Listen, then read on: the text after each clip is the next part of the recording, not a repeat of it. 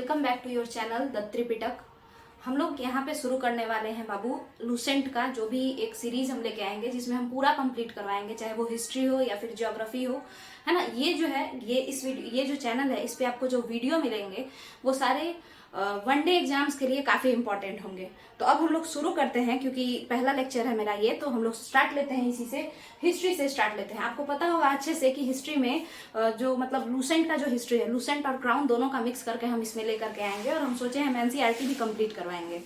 तो आप लोग सब्सक्राइब कीजिएगा ताकि आप लोग को समझ में आए। तो हम अभी जो हम स्टार्ट कर रहे हैं ये लूसेंट का हिस्ट्री का पहला जो चैप्टर है हम उसको समझाने का अच्छे से कोशिश करेंगे। तो वीडियो हम छोटा सा बनाएंगे, क्रक्स में अच्छे से समझाएंगे। तो शुरू करते हैं।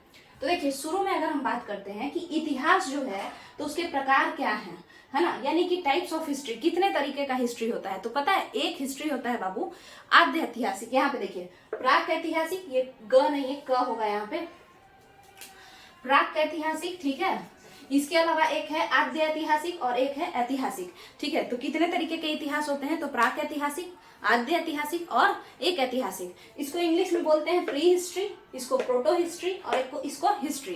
देखिए, प्री हिस्ट्री का क्या है कि प्री हिस्ट्री जो होता है उसमें हमको किसी भी तरीके का साक्ष्य मिला ही नहीं है ना। प्री हिस्ट्री में कोई लिखने का साक्ष्य नहीं मिला है, कोई लिखावट नहीं मिली है, ठीक है। उसमें कोई भी चीज लिखा ही नहीं गया है। तो हम लोग कैसे जानते होंगे प्री हिस्टोरिकल एज के बारे में या प्राग ऐतिहासिक काल के बारे में, तो उसके लिए हम लोग पुराने सामान का यूज करते हैं, ठीक है। पुराने सामान जो भी हम लोग यूज करते हैं हम उसी को देख करके, मतलब आदि मानव जो सामान यूज करते थे हम लोग उसी को देख करके बताते हैं कि हो सकता है कि सिलवट्टा है तो इसका मतलब है ये पीसने के लिए यूज करते होंगे, और इसी तरीके से बाकी चीजों को करते होंगे। आगे समझते हैं। प्राक ऐतिहासिक के बाद हमने देखा तो इसमें क्या है, इसमें लिखित साक्ष्य है ही नहीं। इसमें क्या है बाबू, लिखित साक्ष्य प्राक इतिहास में या प्री हिस्टोरिक पीरियड में आपका रिटेन कोई भी सोर्स नहीं है, ठीक है। इसके बाद आगे समझते हैं आद्य ऐतिहासिक के बारे में। आद्य ऐतिहासिक क्या कहता है, यानी प्रोटो हिस्टोरिक जो पीरियड था वो क्या कहता है कि इसमें लिखित साक्ष्य तो होंगे, है ना, यानी कि रिटेन सोर्स तो होंगे। जैसे आपको पता होगा कि हड़प्पन स्क्रिप्ट कैसा है, पिक्टोग्राफिक है ना, पिक्टोग्राफिक है, और वो बोस्ट्रोफिडेन इफेक्ट है। अब बोस्ट्रोफिडेन इफेक्ट क्या होता है या पिक्टोग्राफिक क्या होता है, इसको जानने के लिए हम लोग क्या करेंगे, हम जब हड़प्पा काल पढ़ाएंगे यानी जब इंडस वैली सिविलाइजेशन को समझाएंगे हम उसमें बताएंगे। तो इसका मतलब है कि जब जो हिस्ट्री है, मतलब लिखित साक्ष्य है हड़प्पा काल के, प्राक इतिहास के, तो इसका मतलब क्या है बाबू, इसका मतलब यही है कि उसमें जब लिखित साक्ष्य है तो वो आद्य इतिहास में आएगा, ठीक है। कौन से इतिहास में आएगा, आद्य इतिहास में, ठीक है। उसको हम लोग इंग्लिश में प्रोटो हिस्टोरिक पीरियड कहते हैं और इसमें लिखित साक्ष्य होता है। अब आगे समझते हैं, लिखित साक्ष्य तो है तो फिर इसको हम लोग इतिहास में ही क्यों नहीं पढ़ लेते हैं। तो बाबू ये लिखित साक्ष्य जो है, जो रिटेन सोर्स है, हम आज तक उसको डेसिफर नहीं कर पाए हैं, हम उसको आज तक पढ़ ही नहीं पाए हैं। नहीं पढ़ने के वजह से हम लोग क्या कहते हैं कि ये जो सोर्स है ये क्या है, ये जो हिस्टोरिकल पीरियड है ये प्रोटो हिस्टोरिक में है, जिसमें लिखावटें तो है, जिसमें रिटेन सोर्सेज तो है, मगर हम लोग आज तक नहीं बता पाए हैं कि क्या लिखा गया है। अभी उस पर और भी मतलब खोज होगा, हो सकता है आगे हम पढ़ लें, ठीक है। अब आगे समझते हैं। इसके बाद यहाँ पे देखिए ये है हिस्टोरिकल पीरियड या ऐतिहासिक काल। ऐतिहासिक काल में आपको लिखित साक्ष्य भी मिलेंगे, सामान भी मिलेगा, पुरातत्व भी मिलेगा, मतलब जो भी पुराना जमाना में लोग जो यूज करते थे, आर्कियोलॉजिस्ट जिसको देखते हैं तो वो सारे सामान भी मिलेंगे, क्योंकि सामान तो हर कोई यूज करता है, बट रिटेन सोर्स भी अवेलेबल है।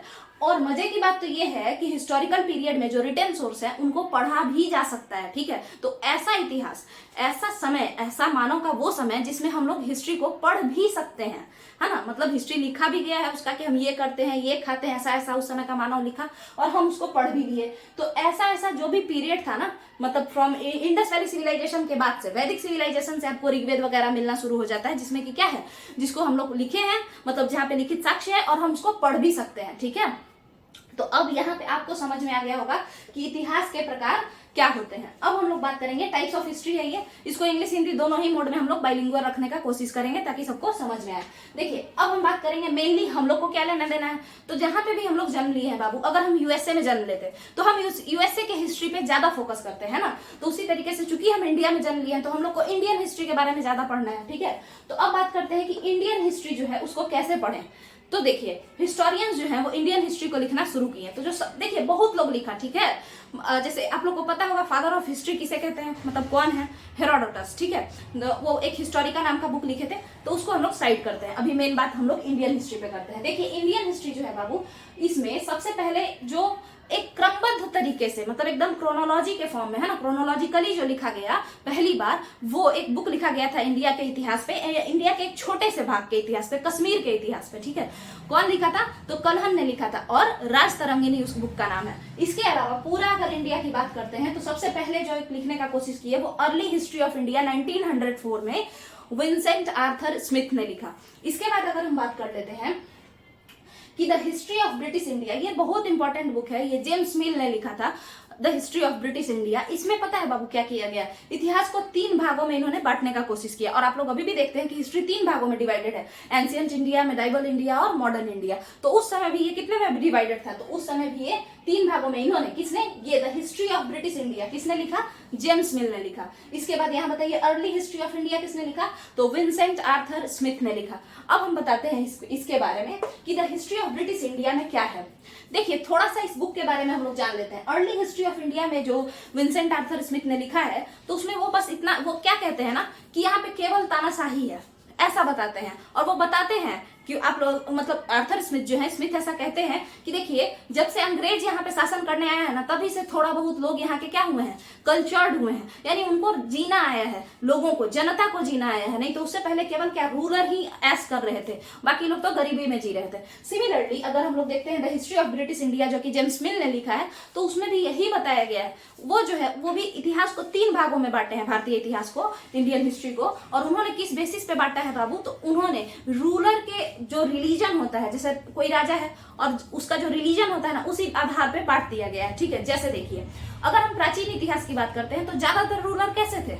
हिंदू थे, है ना। तो वो एक तरीके से ऐसा कह दिए हैं कि ये हिंदू का हिस्ट्री है, हिंदू मतलब इंडिया का वो वाला हिस्ट्री प्राचीन इतिहास में आएगा जो ज्यादातर हिंदुइज्म का है। जबकि क्या बताइए, केवल उस समय हिंदू धर्म ही था, जैनिज्म भी था, बुद्धिज्म भी था, है ना। तो कई सारे धर्म थे। हम लोग हमेशा से ही कंपोजिट कल्चर हमारा रहा है, सेक्युलर टाइप का बिहेवियर रहा है इंडियन सब कंटिनेंट का, या मेनली इंडिया का कह सकते हैं, ठीक है। तो उसके बाद देखिए, और वही मेडाइवल इंडिया को इन लोगों ने कहा कि क्या है, तो मेडाइवल इंडिया बोला गया, मतलब ये भाई साहब हिस्ट्री ऑफ ब्रिटिश इंडिया वाले बोले कि मेडाइवल इंडिया तो मुगलों का राज था, ज्यादा हिस्से में मुगल थे, ये बात सही है।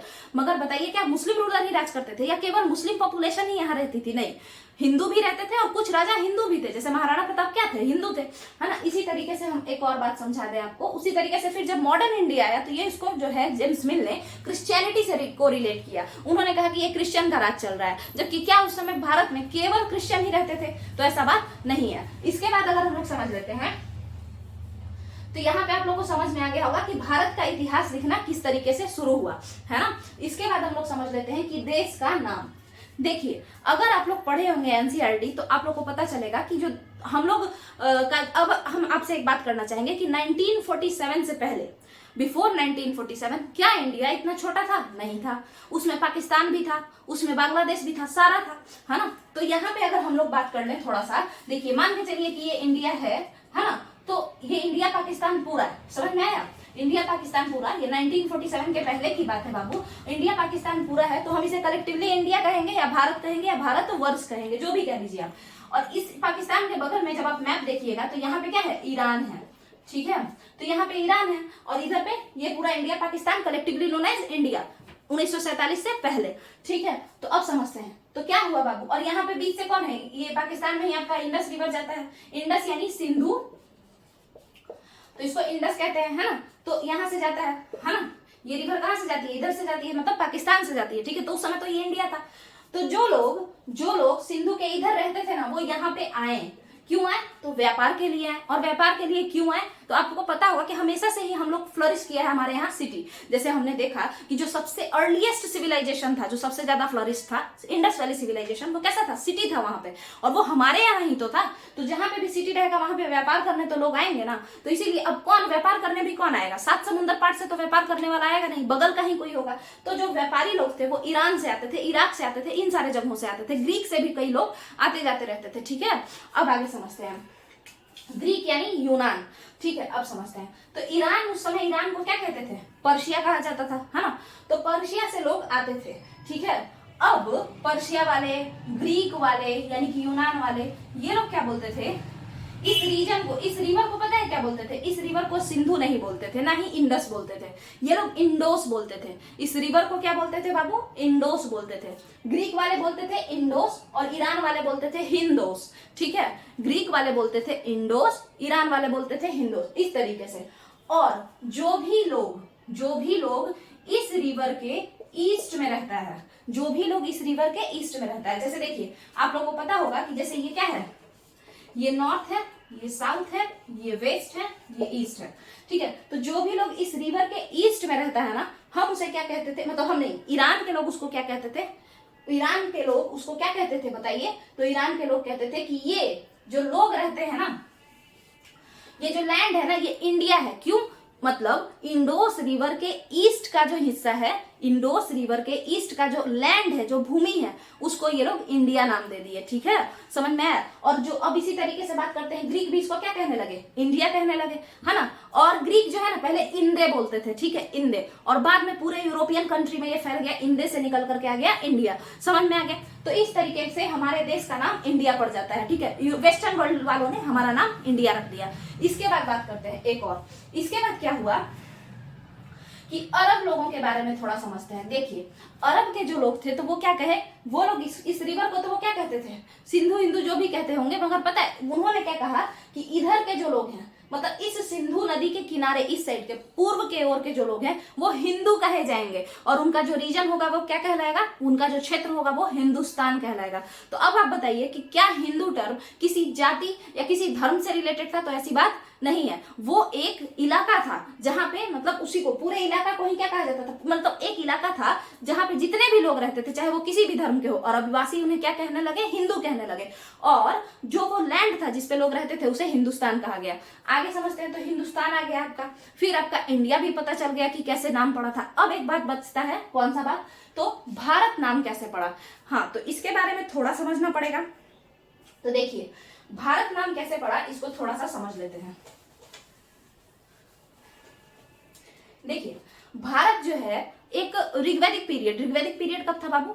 तो आज से लगभग 2500 साल पहले लेके चल जाइए, 3500 साल भी कह सकते हैं। ठीक है, तो उस जमाने में, ऋग्वेद के जमाने में, एक नॉर्थ वेस्टर्न इंडिया, फिर बात करते हैं उत्तर पश्चिमी भारत की बात कर रहा है। तो आज से 1947 के पहले का जो भारत था उसमें पाकिस्तान भी था। इसका मतलब है कि अगर उत्तर पश्चिमी इलाके की बात कर रहा है भारत की, तो इसका मतलब क्या होगा बाबू? इसका मतलब ये है कि उसमें, उस वाले भारत के उत्तर पश्चिमी इलाके में कौन कौन होगा? मेरा अपना जो जम्मू कश्मीर है वो तो होगा ही होगा, उसके अलावा पाकिस्तान का पेशावर भी होगा, खैबर पख्तूनख्वा भी होगा, बहुत सारे रीजन होंगे। ठीक है, तो वो पूरा इलाका जो इंडिया का जो नॉर्थ वेस्ट इलाका था, इंडिया पाकिस्तान कलेक्टिवली, क्योंकि हम 1947 से पहले की बात कर रहे हैं। ठीक है, तो देखिए, तो ये जो है ये पूरा इलाका, यहाँ पे एक कबीला रहा करता था, एक ग्रुप रहा करता था। उस ग्रुप के लोगों को आप लोग को पढ़ना होगा, उसमें ऋग्वेद में दसरा के युद्ध हुआ, जिसमें कि जो है 10 लोगों को एक इंसान अकेले हरा दिया था, वो हम लोग बाद में देखेंगे।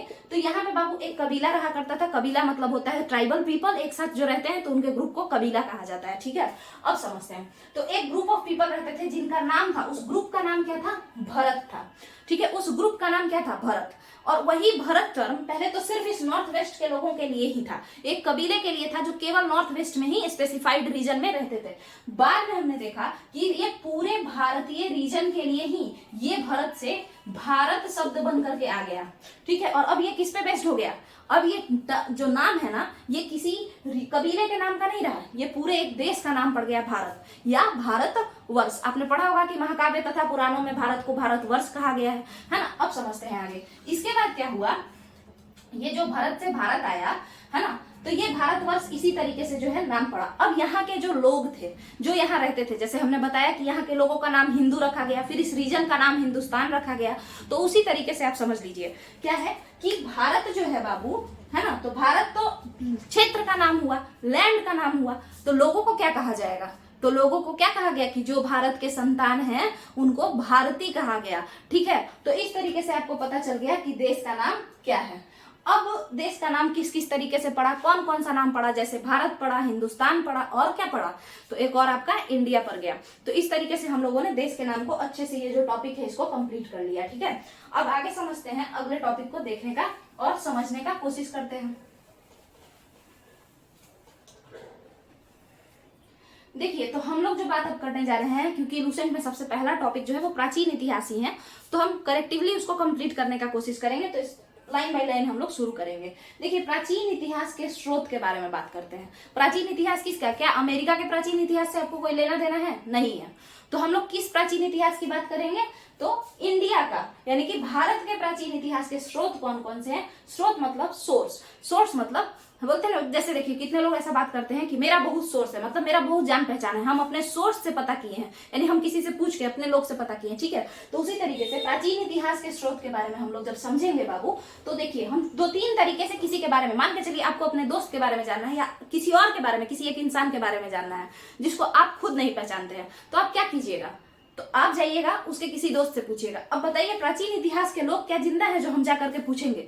वो उस जमाने के लोग हमारे पास है ही नहीं, तो हम कैसे पूछ सकते हैं? ठीक है, अब बात कर लेते हैं कि अब अगर किताबें लिखी हुई होंगी और हमें पढ़ना आता होगा, देखिए जैसे प्राक इतिहास जो है, प्राक इतिहास जो है, प्री हिस्टोरिक पीरियड, उस समय तो किताबें ही नहीं लिखी गई।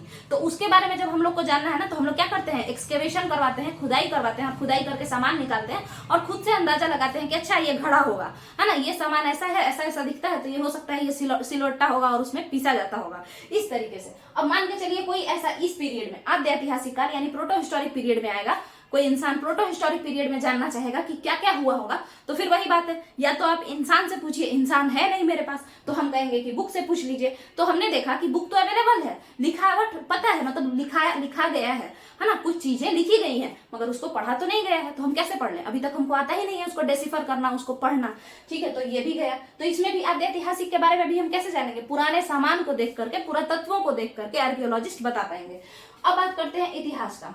तो इतिहास के जो ऐतिहासिक पीरियड था, यानी कि जो हिस्टोरिकल पीरियड जिसको हम लोग कहते हैं, है ना, जिसको हम क्या कहते हैं? प्री हिस्टोरिक पीरियड, इसको प्रोटो हिस्टोरिक पीरियड, इसको हिस्टोरिक, है ना। तो वही, तो आगे समझते हैं। अब हम क्या कह रहे हैं? तो जब ऐतिहासिक काल आता है ना, जब ऐतिहासिक काल आता है तो उस समय हमारे पास बहुत सारे साक्ष्य थे, किताबों के भी थे और सामान के भी थे, और इंसान तो हमारे पास अभी भी नहीं। अकबर से तो नहीं जाके पूछेंगे ना कि मुगल काल में आप ऐसा कपड़ा क्यों पहनते थे, है ना। तो ये बात क्यों है? क्योंकि अकबर हमारे पास है नहीं, मगर उनका जो भी बुक्स वगैरह है, उस जमाने का जो भी लिखा हुआ है, जो सामान है, वो सब हम लोग अभी भी देख सकते हैं, तो हम उससे समझने का कोशिश करते हैं। तो यहाँ पे समझते हैं। तो ऐतिहासिक काल जो है बाबू, 3 तरीके से हमने बताया कि हम लोग इतिहास के स्रोत के बारे में, किसी को जानना है तो सोर्स हम कैसे निकाल सकते हैं, तो 3 तरीके से पता कर सकते हैं।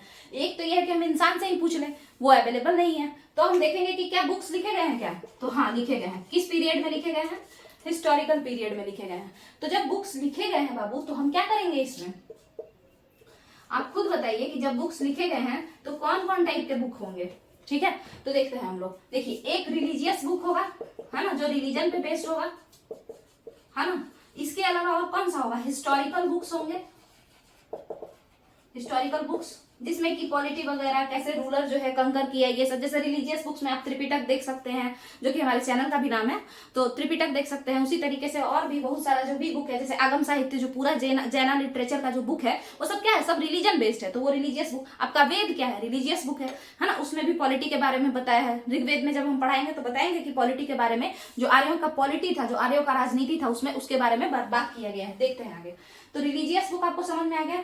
हिस्टोरिकल बुक कैसे होते हैं तो उसको समझ लेते हैं। देखिए बाबू, हिस्टोरिकल बुक जैसे हम लोग बात करते हैं, मुद्रा राक्षस है ना, विशाख दत्ता जो एक राइटर थे, तो उन्होंने मुद्रा राक्षस लिखा। उसमें उन्होंने क्या बताया? मौर्य साम्राज्य के बारे में बताया, चंद्रगुप्त के बारे में बताया, यही सब चीज। तो ये क्या है? हिस्ट्री, पुराने बातों को बताया जा रहा है, उस समय के पॉलिटी के बारे में, कैसे रूलर राज करता था, कैसे कंकर करता था, ये सारी बातों को हम लोग देखते हैं। इसके बाद अगर हम बात करते हैं कि अगला बात क्या होगा और कौन कौन सी किताब हम लोग पढ़ सकते हैं, तो आप देखिए, फॉरेनर्स अकाउंट हम लोग पढ़ सकते हैं।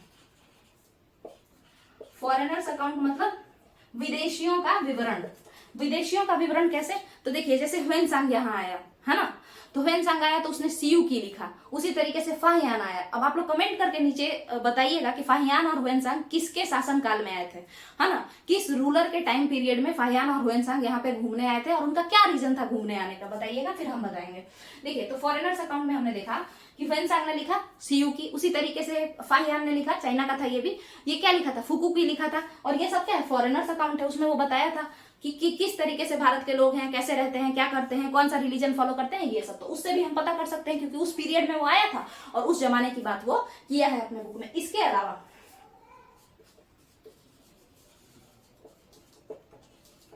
ट्रेवलर्स अकाउंट के बारे में मतलब ट्रेवलर्स अकाउंट को देख करके पता कर सकते हैं। तो ट्रेवलर्स अकाउंट और फॉरेनर्स अकाउंट कहीं ना कहीं थोड़ा बहुत सेम रहता है, ठीक है। अब आगे समझते हैं। ट्रेवलर्स अकाउंट मतलब कोई यात्रियों का विवरण, कोई यात्रा करने आया तो उसका विवरण पढ़ लिए, ठीक है। तो यहाँ तक का क्लियर है। इसके अलावा अब अगर हम बात कर लेते हैं थोड़ा सा कि और कौन कौन सा ऐसा चीज है जिससे हम लोग कर सकते हैं, मतलब पता कर सकते हैं। तो आपको हम बता दें, इंस्क्रिप्शन से पता कर सकते हैं। इंस्क्रिप्शन यानी अभिलेख, अभिलेखों से पता किया जा सकता है ना कि क्या क्या है, क्या क्या लिखा गया है, ये सब है ना। तो अभिलेखों से भी पता कर सकते हैं, किताबों से भी पता कर सकते हैं, ठीक है। तो ये हो गया। और ये भी कैसा सोर्स है, ये भी रिटन सोर्स है, ये भी लिखित साक्ष्य है, क्योंकि अभिलेख भी लिखे हुए होते हैं, भले ही वो कैसे होते हैं, वो हार्ड सरफेस पे, हार्ड सरफेस मतलब कठोर चट्टान पे लिखे रहते हैं, कठोर चीजों पे लिखे रहते हैं, तो हम उसे अभिलेख, कोई भी लिखावट जो खुद करके लिखा जाता है बाबू, इनक्रेव करके लिखा जाता है, तो हम उसे क्या कहते हैं, उसे हम लोग अभिलेख कह देते हैं। और नॉर्मल बस ऐसे राइट कर रहे हैं तो उसको मतलब लेख कह देते हैं, ठीक है। समझ में आ गया होगा।